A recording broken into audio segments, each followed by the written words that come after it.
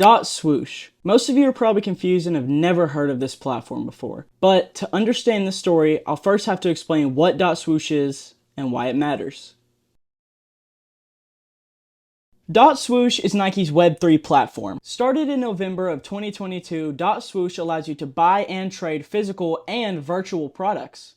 Basically, Nike NFTs you'll be able to use in video games and metaverse platforms while also hosting shoe drops exclusive to the platform. To simplify it even more, it's like if the sneakers app did their drops while also selling virtual apparel you can wear in video games and on your metaverse avatar. A great example of this is their newest collab with Fortnite, where you can buy Nike shoes in the item shop to wear in-game. Now let's move forward a little bit. September 20th, 2024.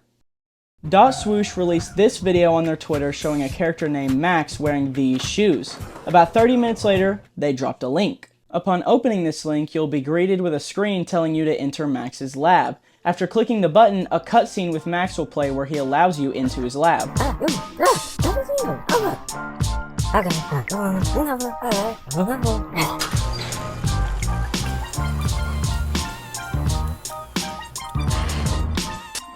After entering, you'll be put into an interactive game. In the lab, there's 7 test tubes. The first 6 have random items relating to Max that you can watch a demo on.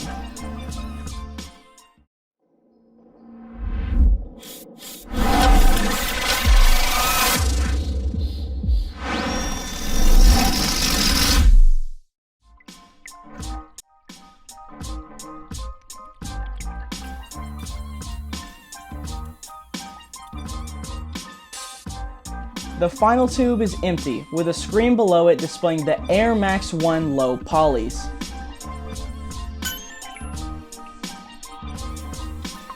Five days later, a new video dropped showing the shoes disappearing from the tube in Max's lab with the caption saying they hope it doesn't end up somewhere legendary.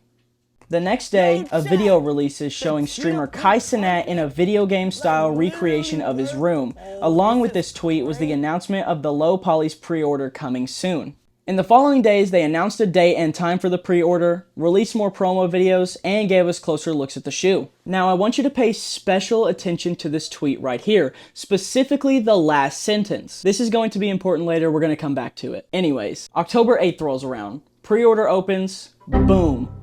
Error messages. Some people said their payment wasn't going through. Other people apparently couldn't even get on the site. But some people were actually able to snag a pair despite the issues. 26 minutes into the drop, they release a tweet telling people they're aware of the issues and they're working on them. 2 hours later, the site goes back up and the issues are supposedly fixed. So all should be good, right? Well, I wouldn't have said supposedly if that was the case. 2 hours and some change later, the pre-order closes. Now this is the part where it gets bad. Many people claim they were still getting errors even though Nike said the servers were up and fixed. Now whether the site was actually still experiencing issues or not, I have no idea because my order went through just fine. People are also mad because apparently the drop was supposed to go until the 10th. Even though Nike said it was until supplies ran out, just like that tweet I told you to remember from earlier. For some reason, people really love to overlook the until supplies run out part. But despite all the replies and tweets and people begging for the pre-order to be opened back up, they didn't really reply to any of it. Instead, they just told people to reach out if they accidentally ordered in the wrong size.